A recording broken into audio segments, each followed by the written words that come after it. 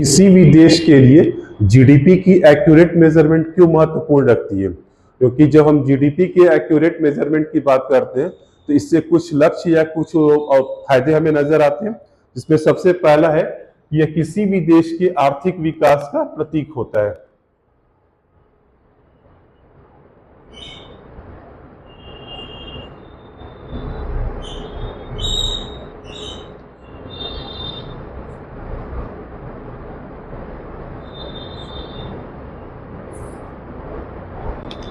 यानी कि जीडीपी के एक्यूरेट आंकड़ों से ही किसी भी देश की आर्थिक प्रगति का आकलन किया जा सकता है। दूसरा, जब भी जीडीपी का मेजरमेंट किया जाता है तो इसमें हर एक बार नई गतिविधियों को शामिल किया जाता है।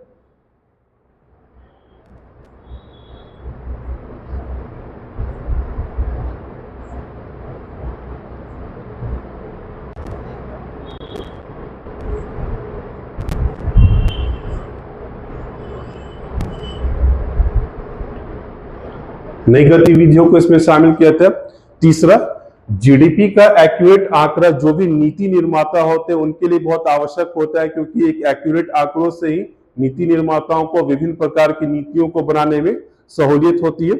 इसलिए यह नीति निर्माताओं के लिए आवश्यक है।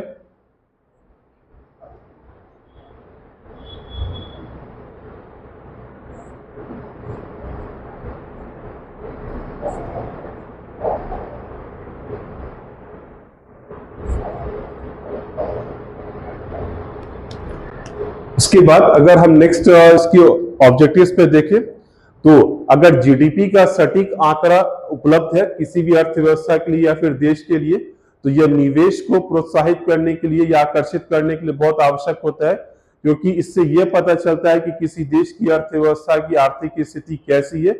इस प्रकार से निवेश को आकर्षित करने के लिए जीडीपी का आंकड़ा बहुत ही महत्वपूर्ण होता है।